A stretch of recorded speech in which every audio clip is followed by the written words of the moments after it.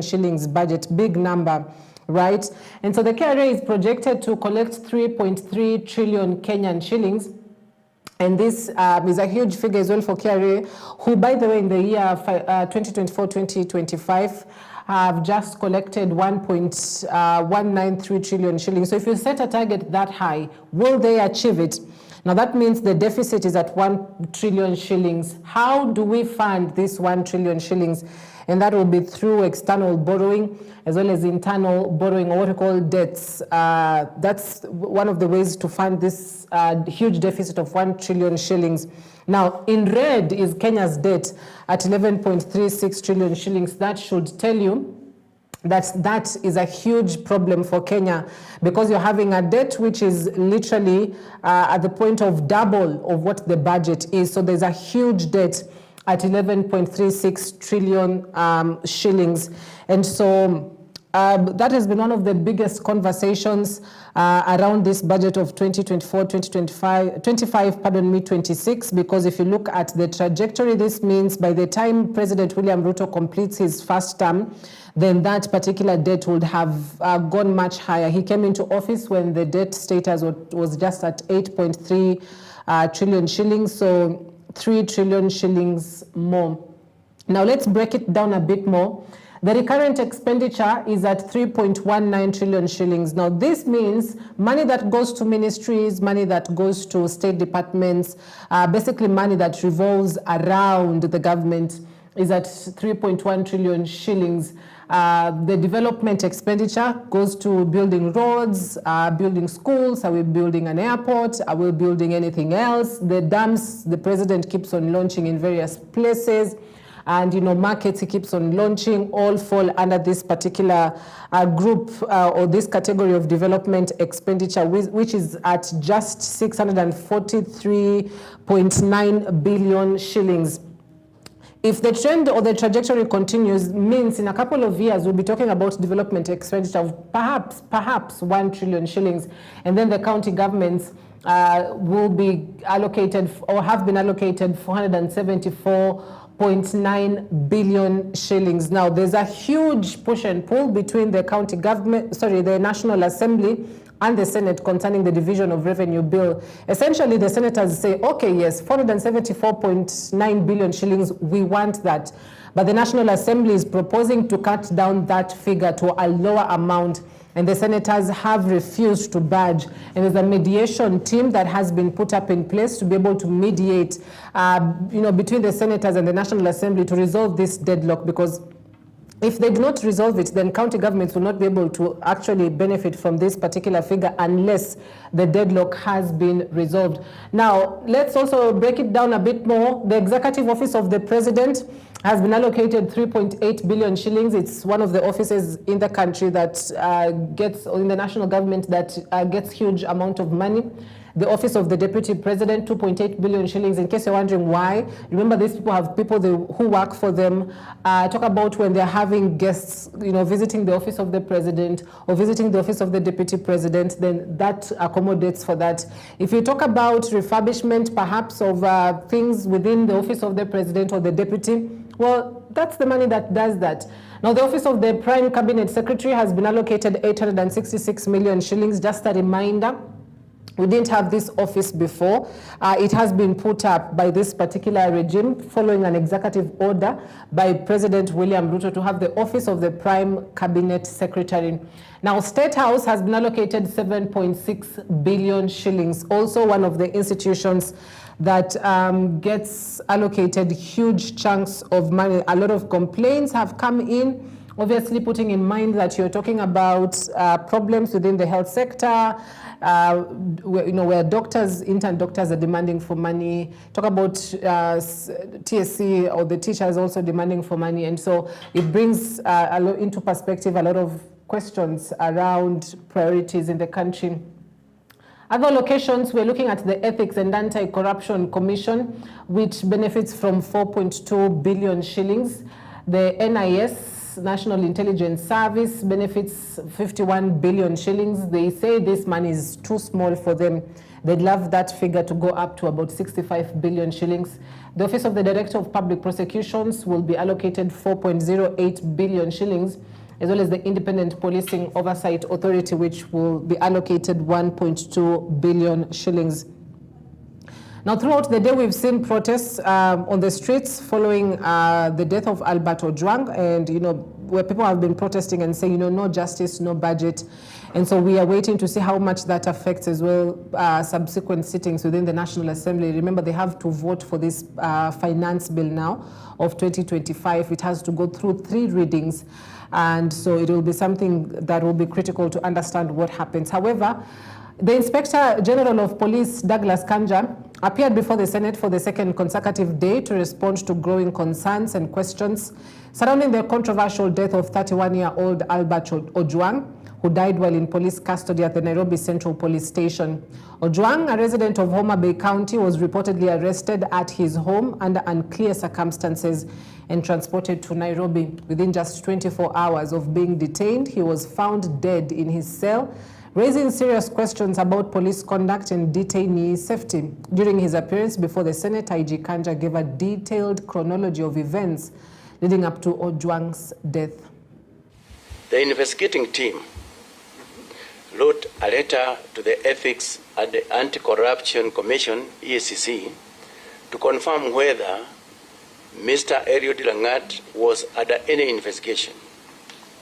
Similarly, a request was made to the Communications Authority of Kenya, that is the CAK, in writing to provide registration details and to preserve posts associated with the X account handle, that is Pixel Pioneer, account name Pixel Pioneer.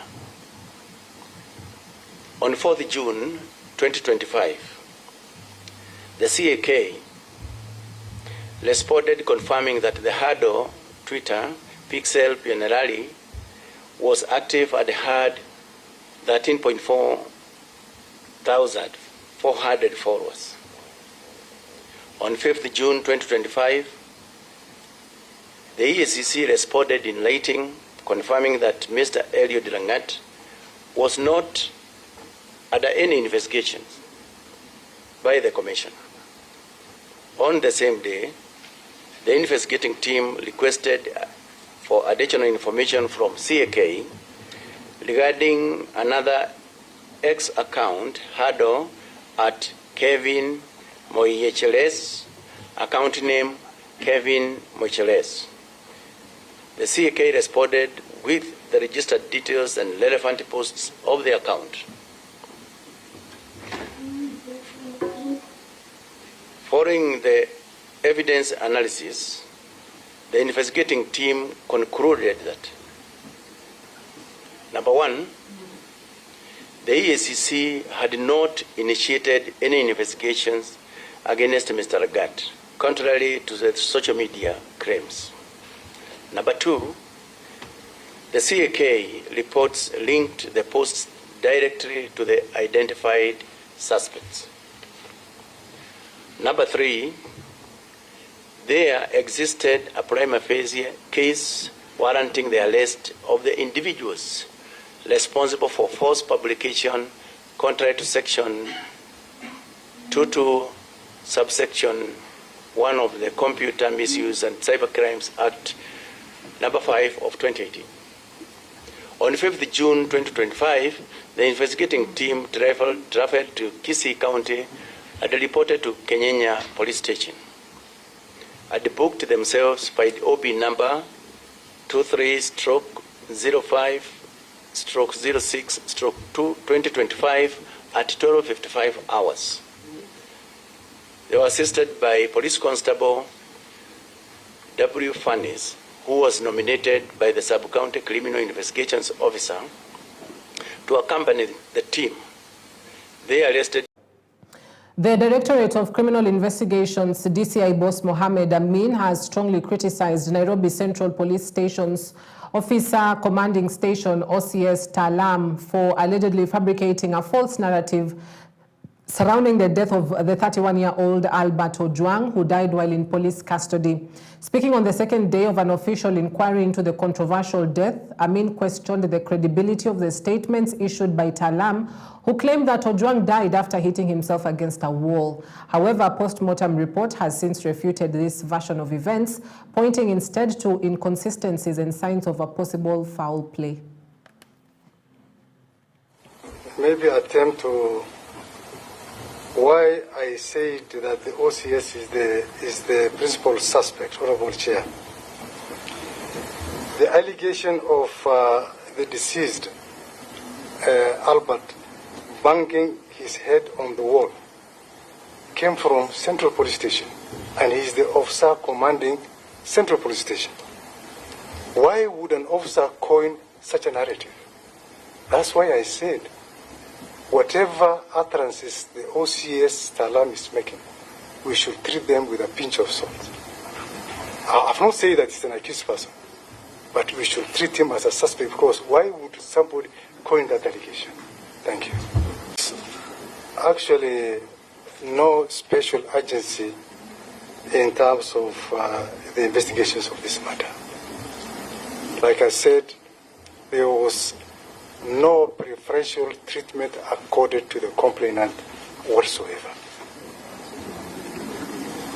This was a complaint raised. It was a complaint touching on the integrity of a person none other than the Deputy Inspector General, KPC, Kenya Police Service. So there was no special agency where we feel that maybe this year, earlier on that point, was this complaint raised verbally, or it was a written complaint that we should actually have before us? Maybe attempt to why I said that the OCS is the principal suspect, Honorable Chair. The allegation of the deceased, Albert, banging his head on the wall came from Central Police Station, and he is the officer commanding Central Police Station. Why would an officer coin such a narrative? That's why I said whatever utterances the OCS Talam is making, we should treat them with a pinch of salt. I've not said that he's an accused person, but we should treat him as a suspect, because why would somebody coin that allegation? Thank you. Actually, no special agency in terms of the investigations of this matter. Like I said, there was no preferential treatment accorded to the complainant whatsoever. This was a complaint raised.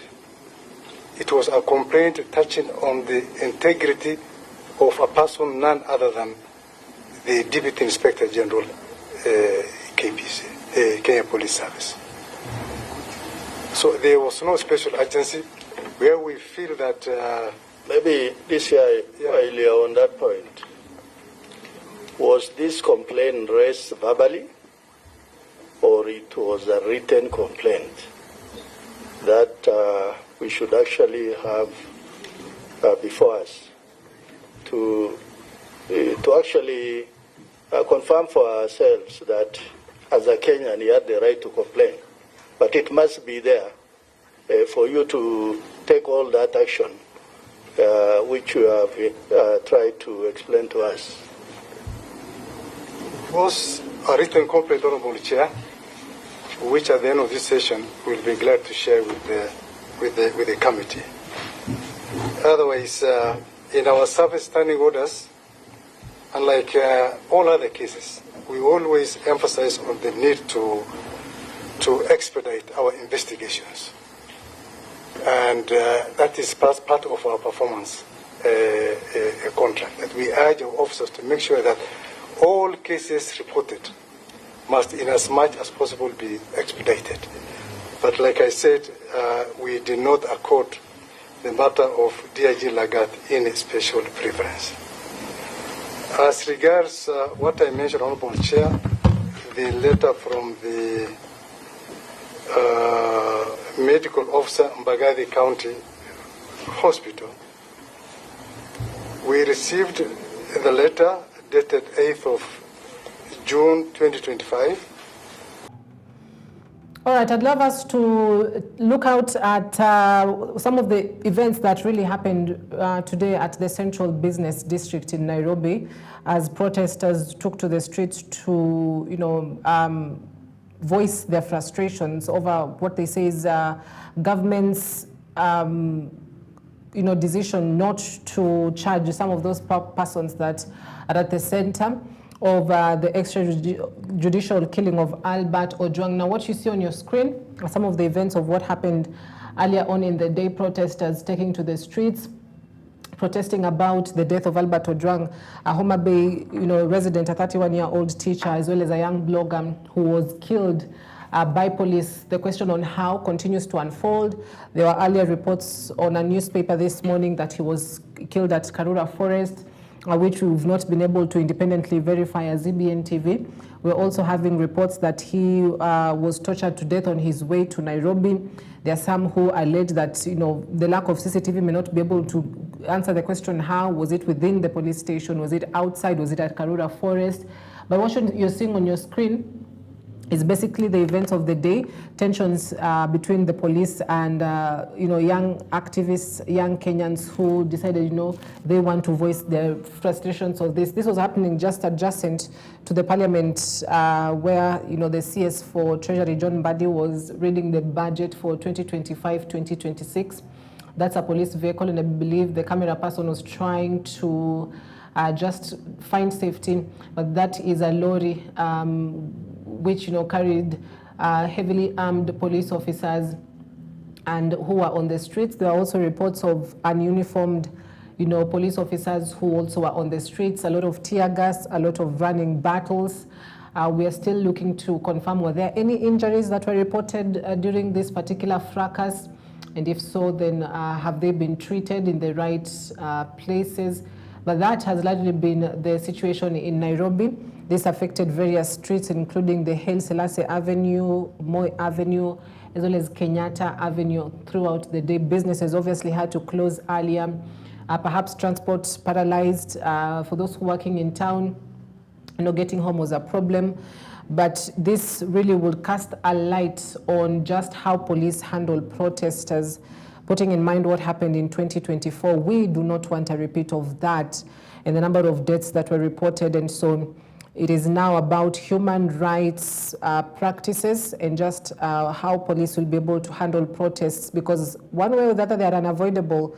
If Kenyans feel aggrieved, they will take to the streets. It's their constitutional duty protected under Article, I believe, 32 of the Constitution. And so this is something that has really been developing across the country. And we'll be looking to see what happens after the bill is passed or goes to Parliament. All right. As Treasury Cabinet Secretary John Mbadi prepares to present the was preparing to present the national budget of 4.23 trillion shillings in Parliament, Kenyans from various walks of life voiced their expectations and concerns regarding the upcoming financial plan. Many citizens have urged the government to focus on reducing the prices of basic commodities that have increasingly strained household budgets. With the cost of living on the rise, Kenyans are hoping the budget will prioritize affordable access to essential goods and services, and education and health remain top priorities among the public, who called for the government to make these sectors more accessible and affordable to all. However, there is growing anxiety among the population over the potential introduction of new taxes or increases in existing ones, which the CS says there is none. Many warn that additional taxes could further burden families already struggling to meet daily needs. Wakati wa bajeti tunaomba kwamba wanapoketi wabunge wanapoongea juu ya bajeti watupunguzie wananchi mambo ya special commodities kama sukari, kama mafuta ya mboga, kama unga. Hiyo tunahitaji kabisa, sababu tumeumia sana kwa uchumi ya Kenya yetu. Tunasema wache wabunge wote wasifanye chochote ili mwananchi asiti kuteseka, maana wakati uchumi imesoroteka vibaya. Kwa hivyo wananchi wana kile kwa Kiingereza kinaitwa hand from mouth, wanaleta tu ile ndogo wamepata wanaweka, hakuna chenye wanaweka. Kwa hivyo tunasi kama wakazi wa Kericho Bureti sub-county kwamba unapoketi kesho kuongea juu ya bajeti, usiongeze special commodities kwa wananchi. My name's Langat Gideon, and I want to weigh in a little bit about the budget yet to be read. And I would like to ask the government to consider us the young generation, the youths. They should not tax like everything, because some of us are still struggling to make ends meet. And given that maybe some mistakes were done in the past by some regimes, it should not take only one generation to offset all the burden. It should be distributed all over. The coming generation also should bear the burden. So I think that is my views, and also we appreciate what the president is doing, but to go easy on us. Yes, my name is Yagon Kapkorir. I'm a resident of Bureti and a legal practitioner. Now, concerning the proposed budget, personally, I'm not happy about it. Why? Because a lot of issues, the corruption issues, has not been addressed, and you realize that the budget is skyrocketing every year, every financial year. As of now, it is standing at around 4.2 trillion actually, and you realize that's a lot of money. Most of the citizens are being overtaxed, so that we fund these budgets. You realize everyone now has been taxed to the last coin, and there is no substantial developments that we are seeing. Actually, the focus, I've seen the focus is on agriculture, on the issue of digital economy and affordable housing. But you realize you cannot stay in an house without electricity, without water, and all those other utilities, which again you must pocket from your pocket, and there is no salary or money to be funded. So basically I'm not happy about it. Thank you. But then overtaxing people, you tax what is not available. Salaries have been taxed to the last coin. The wakulima and the small wananchis hawana pesa. So I believe we should not overtax. All right, that particular opinion from that gentleman marks it for us tonight. Thank you for watching. My name is Cynthia Nanjala. Good night.